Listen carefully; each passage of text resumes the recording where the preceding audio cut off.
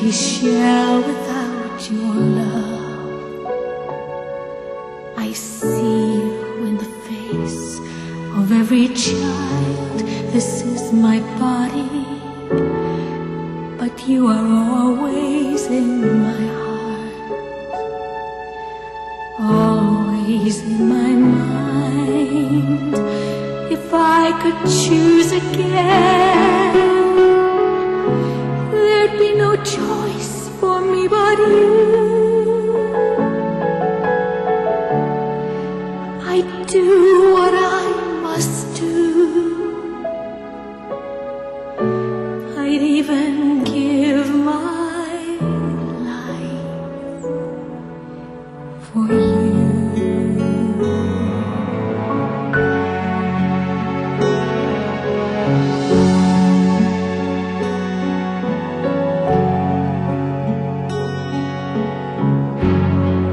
This is my body. You cannot tell me what to do. It's not up to you. I will decide. This is my body, and I alone will choose. If this life within me lives or dies, this is my body. I'll do what I must do. This is my life.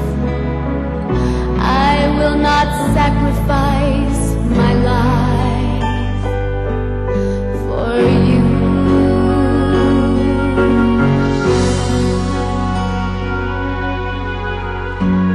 This is my body given up for you, that you might live eternally. This is my body, yet thy will be done, not mine. Broken as the bread, crushed as the wine. This is my body. I do what I must do. I give my life a sacrifice of love for you. This is my body given up for you. I have the right to choose. I have so much to lose. Don't tell me what to do. This is my body, that thy will be done, not mine. If I could choose again, there'd be no choice for me but you. I don't know you. I'll never hold you. You're always there, awake or in my dream. I give my life. This is my life. I cannot sacrifice my life. I would do anything for you. I can see no other way. The choice is me or you. Father, forgive them. They know not what they do. How can I forgive myself for what I've done to you? My wounds have set you free. Do this in remembrance of me.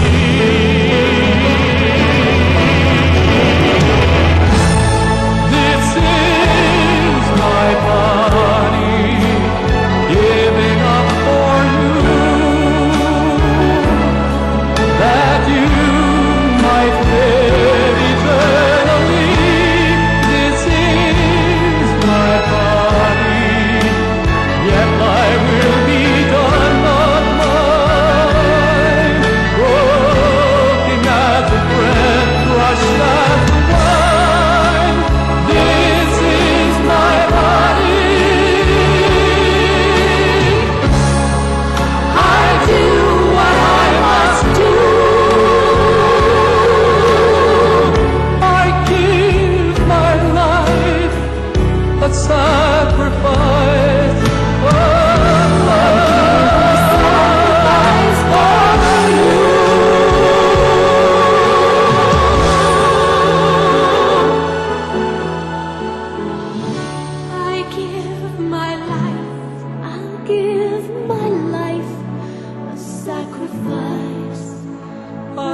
sacrifice of love for you.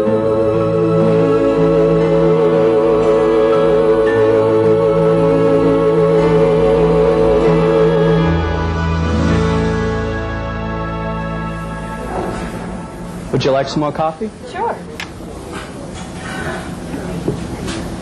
Hope you enjoy the show. Thanks. I know I will.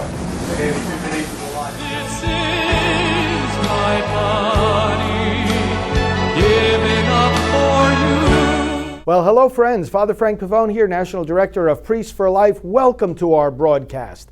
Today, I'm delighted to have a fellow New Yorker and good colleague and friend in the pro-life movement, Maria McFadden Maffucci. And some of you may be aware, I hope you are aware, of the Human Life Review, a key publication within the pro-life movement that advances the arguments on which our pro-life position is based in a strong intellectual manner.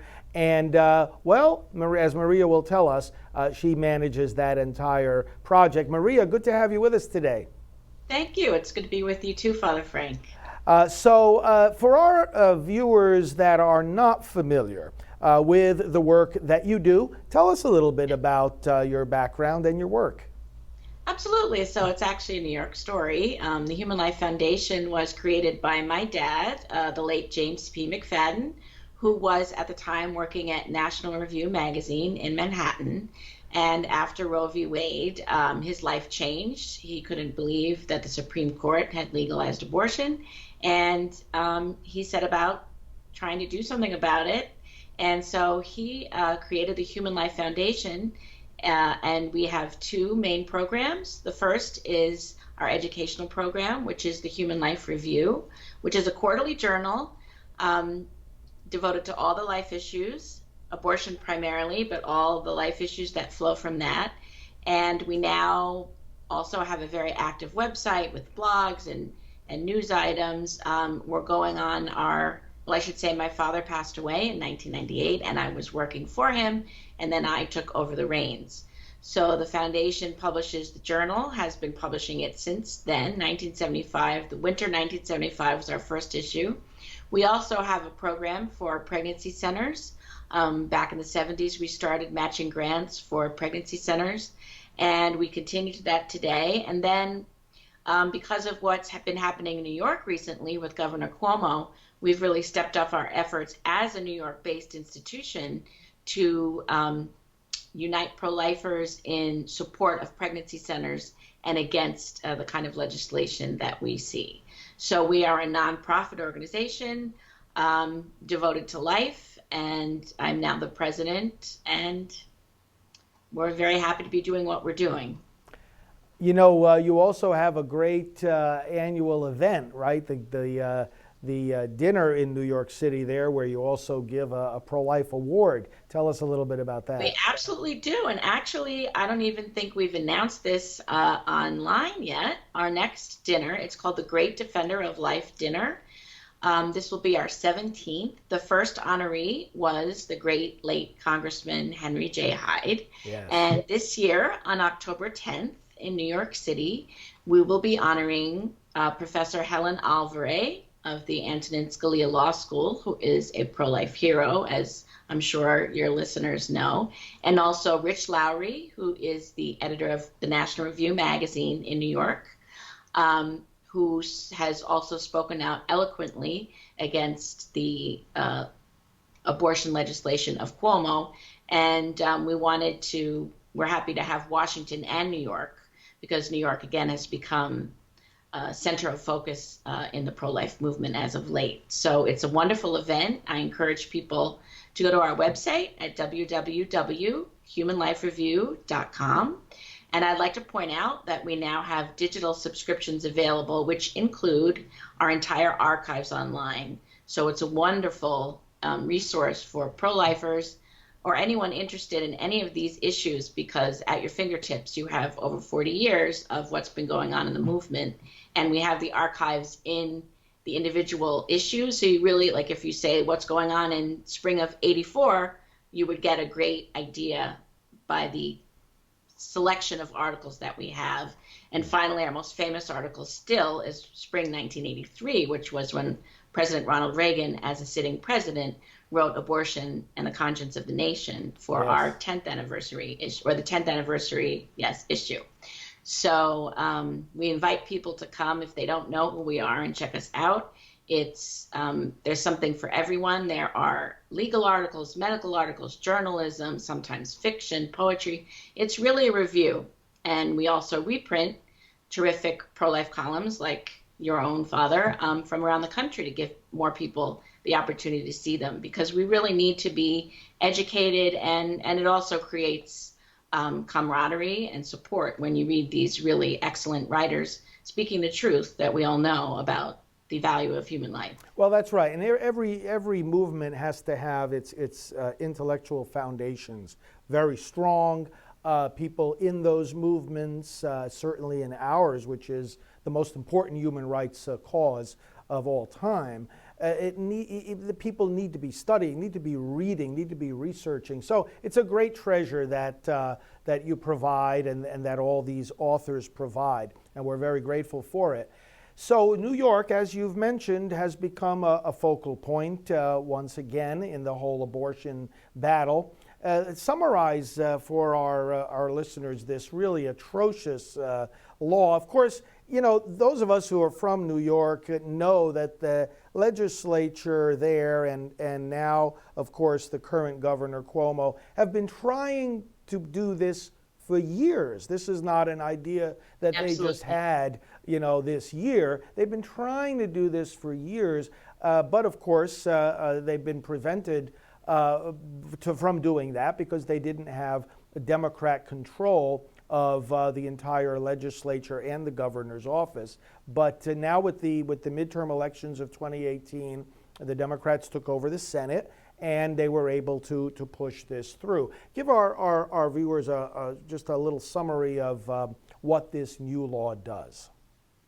Well, this is a really terrible law. It's called the Reproductive Health Act. But what it does is it takes abortion completely out of the penal code in New York City. It takes away any restrictions on abortion up to birth and even beyond, because if a child is born alive after an abortion attempt, whereas there used to be a requirement that two doctors had to be there to give the child medical care, now that requirement is no longer there. So it is the most radical, abortion up to birth and infanticide, in effect. It also takes away any legal penalty for if someone attacks a woman and her child is killed in her womb, because that child has no rights. She cannot bring any charges against someone for the death of her child. And also very disturbing for women is that it is allowing, I believe if the educational societies in New York decide, but that non-doctors can perform abortions, and that would be surgical abortions and also chemical abortions. So the idea is abortion for any reason at any time, especially because, like Doe v. Bolton, that was the companion case of Roe v. Wade, it has to do with health of the mother, and health is an extremely vague term that could mean anything. Can mean anything, right. To your point, I remember when this first was suggested, I think it was 2012, and I said, in New York, it's going to pass, this is awful. But there was an amazing coalition of New Yorkers for Life, that came together to fight that law, and they fought so well for years and pushed it back.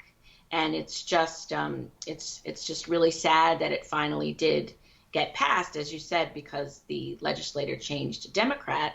And it's also sad that when we were having these elections, it wasn't really made into it wasn't part of the campaigning really by the Republicans. Mm-hmm. So when this happened, which, as you know, the governor signed it on the anniversary of Roe v. Wade and cheered, and he had the Freedom Tower lit up pink, which was terrible. People were shocked. We weren't shocked. You weren't shocked. But people were shocked So it's kind of sad that sort of like Roe v. Wade, it happens and now there's a big backlash, but it happened. Yeah, exactly. It's amazing. It's like they're taking a big eraser and erasing any kind of acknowledgement in any context of the reality of the child in the womb. Like you say, it's not only the context of abortion, strictly speaking, it's the unborn child being killed by other means, and it's the child born alive. It's like a big eraser. It's this radical denial of any kind of reality or value in the child. I mean, this is, one has to sit back and wonder where all this attitude comes from. It's a disgusting thing. It truly is, and I do think people are shocked. People, and that is maybe a silver lining, if you could say that. I think it's woken a lot of people up who maybe didn't want to take a stand or didn't like abortion but didn't really want to get involved. But many people are saying, but I don't agree with this. This is too far, and it's shocking. And for that, maybe, I mean, thank God it's shocking people, because it should. We need to get people out of the middle. We need to get them out of that state of indifference, and that's what's happening here. It's happening across the country. Well, for those viewers and listeners that are just joining us, we are talking with Maria McFadden Maffucci, who oversees the Human Life Foundation in New York, started by her dad, the late James McFadden, and I always remember reading his materials as I was getting involved in the pro-life movement. So that's great. Really fond memories of him. Yes, and the Human Life Review, of course, we talked about that. But friends, we want to talk now about how some of the people in New York are fighting back now against this extreme law. And Maria, I saw this in an article that you recently wrote about what happened in Putnam, New York. Tell us about this. So this is actually a really great story, and before I get into the legislation, give you a little background. Putnam is a fairly small county in the Hudson Valley. It's about an hour and a half outside of New York City. It's about an hour north of where I'm sitting now, because I live in Westchester County. And it's now, I believe, the only Republican legislature left in New York. There was actually an article in the New York Times about it, how it's been able to resist becoming the wave of all the counties becoming Democrat. And it has a really wonderful history. And I sort of found out almost by accident at a Knights of Columbus event. I was given an award by the Westchester Putnam Knights, and I was talking about Cuomo, and a gentleman then said, we are having a vote next week, and we really want pro-lifers to come out. So this county of Putnam, which is fairly small, I think 100,000, they introduced a resolution in the health area. When they first introduced it, the health committee rather, there were a lot of pro-abortion people who came out and kind of overwhelmed the assembly there. And so the call went out for people to show up to the full legislative meeting when they would vote on it. Mm-hmm. And so after I heard about it, my colleague and I went up there. It was Tuesday evening, April 2nd, I think, and it was just amazing. It's this picturesque town, Carmel, which is in the county, a historic courthouse, and pro-lifers showed up in droves. Some of us got into the chambers, a lot didn't, and they were standing in the hall, and we were singing Amazing Grace, and then we were all very good in listening to the procedures. And then there's now one Democrat on the legislature, and she argued a lot and about this, but all the other legislatures agreed and voted on it. So it's important because it's not binding. It's a resolution against the RHA. It's not a law, but it's the type of spark that can create a fire, really, in New York. And it's wonderful when you think of historically, because it's or even biblically, it's David and Goliath. But it's a small group of really brave people, and they wrote an eloquent, or very factual, clear resolution why the RHA is awful and unfair, and they stood up for what they believed in, and so did the other citizens of Putnam County. So the hope is that this will spread, and then to other counties, and we've heard rumblings that it will. But I think the other thing that's really interesting about this is that the pro-abortion lobby put a lot of effort into trying to foul this up, because they know it means something. Yes. They know that a spark can cause a fire. Cuomo must know that a spark can cause a fire. And of course, as you know, last weekend in New York City, we had the largest pro-life gathering in Times Square that's ever been. Focus on the Family and March for Life had the Alive from New York. And the fact is, because Governor Cuomo was so gleeful in signing this horrible law and celebrating it, it's really gotten people focused on New York as sort of an epicenter of this fight. And, Governor Cuomo famously said a few years ago that pro-lifers weren't welcomed in New York. Mm-hmm. And, that's ridiculous. He doesn't own New York. Right. He doesn't own the Freedom Tower. And, that's America's Freedom Tower. And New York is a big state. It's not just the city. The city is it's a huge city, but it's a big state. So I'm hoping, and at the Human Life Review, we're educational. We're trying to educate other people in New York and in the country that look what's happening here. It starts with Putnam County, and then it's going to be other counties. And maybe it's like we've reached a point where also Republicans will say, no, this is too much. We have to make abortion an issue because this is just too much. This is not what New York is about. This is not what America is about, and we have to push back. The people have to get involved in and understand better the very, very local mechanisms of government. This is one of the lessons, it seems to me, that comes out from this, is that people were able to gather there on the county level and do something which, not every activity has to be, strictly speaking, legislative. This is a resolution, but it gives people a voice. People always want to know, how can I raise my voice against this? They want to feel like they can do something.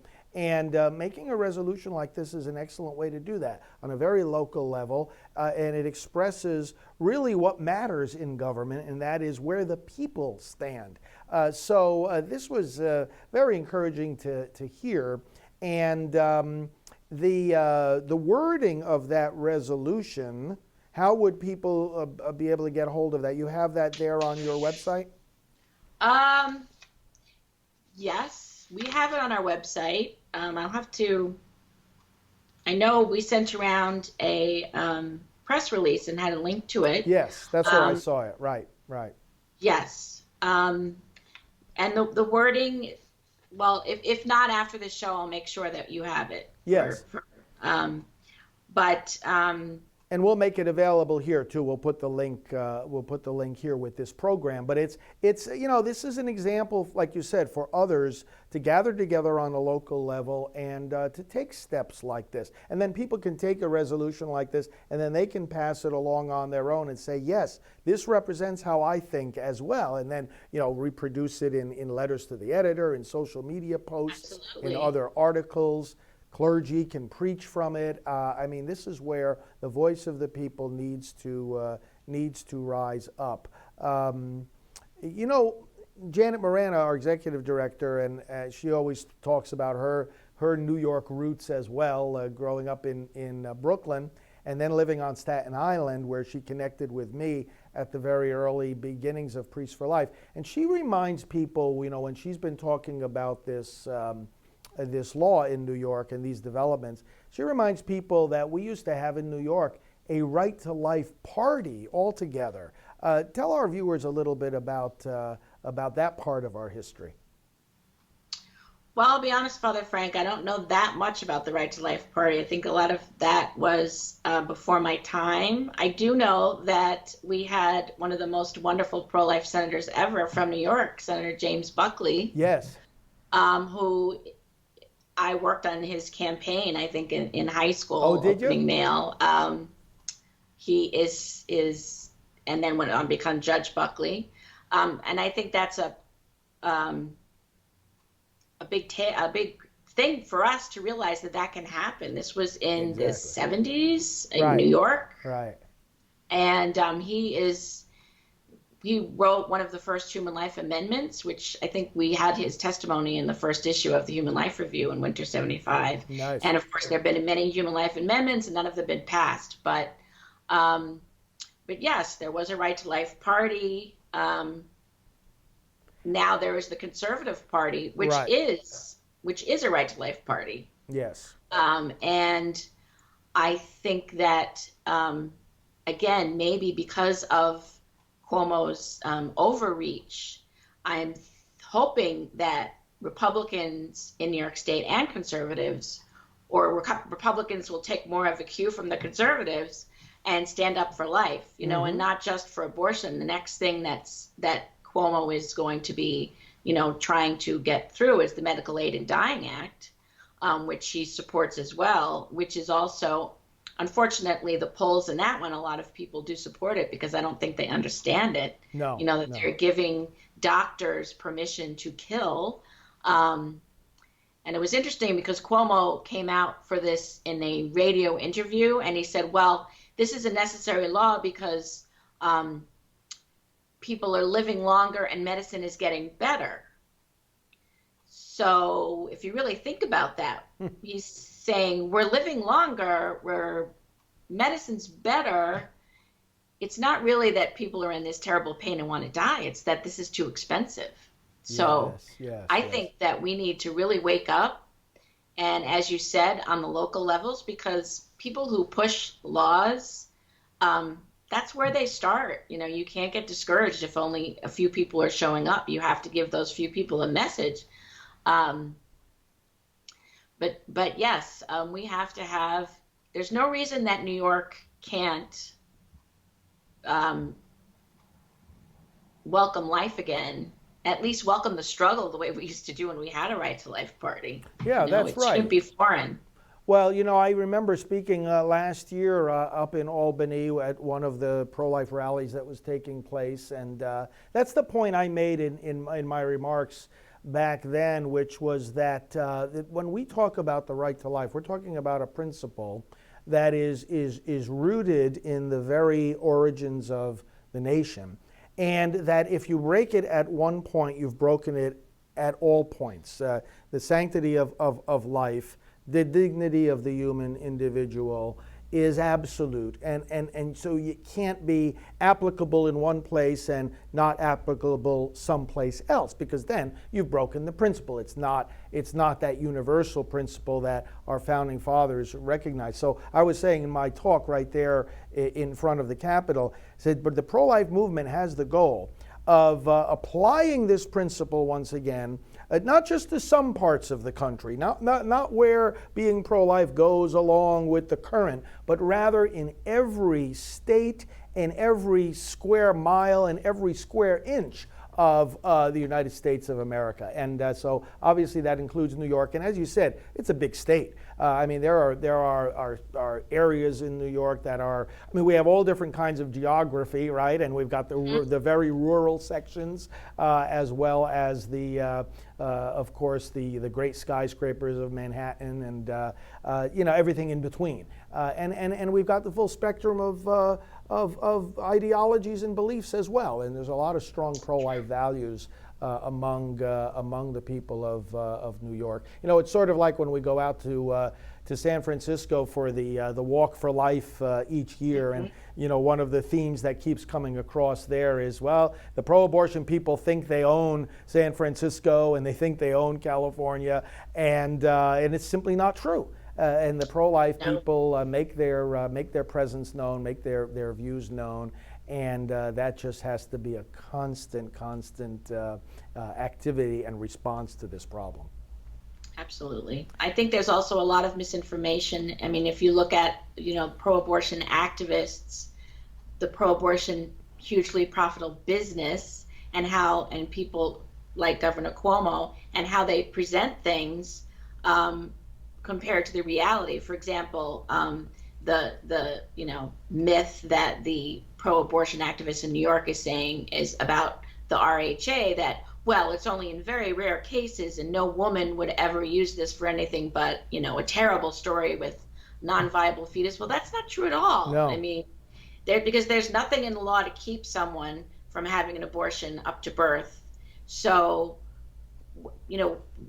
it's just not realistic, obviously, if we have good people and we have bad people, and most of us are somewhere struggling in between. So this thing like, oh, no woman would do that, it's ridiculous, but I really think that a lot of people, including New Yorkers who may be Democrats, liberals, because they don't want to, they're uncomfortable. We know from the polls that most Americans and most New Yorkers are uncomfortable with abortion after 20 weeks.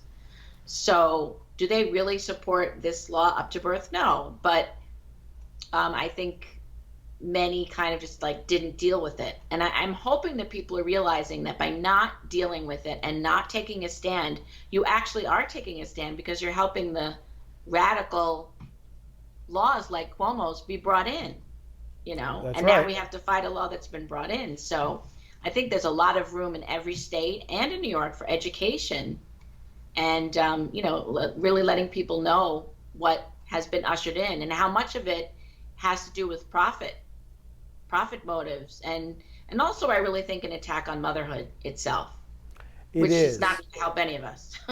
Yeah, exactly. Every Olympic star, every movie star, actor, they always come out and they thank their mom because that's the person, right, who gave them the love and most of the time and nurturing. And this whole the angry women who are abortion is normal, shout your abortion. It's really an attack on motherhood itself, and the beauty of motherhood and the beauty of the mother-child bond, and what kind of a society are we going to have if, to be a politically correct feminist, you have to kind of like hate motherhood, and that's just not, it's not going to work, and it's definitely un-American. It is. It makes no sense. But like you said, we are starting to see this backlash against these extreme policies, and what was done there in Putnam County was a real encouragement, and we do want to both pray and work together to see that spreads, and not only as a reaction within New York, but as an example to other states where people can speak up in this way against these extreme policies. So we will be following it in New York, and we will spread the news when other counties follow suit, which I'm sure they will. Yep. And stay tuned for that. Exactly. Well, thank you, Maria. Friends, we've been chatting with Maria McFadden Maffucci from New York City with the Human Life Foundation and the Human Life Review. Maria, remind them once again of the website. Yes, it's www.humanlifereview.com.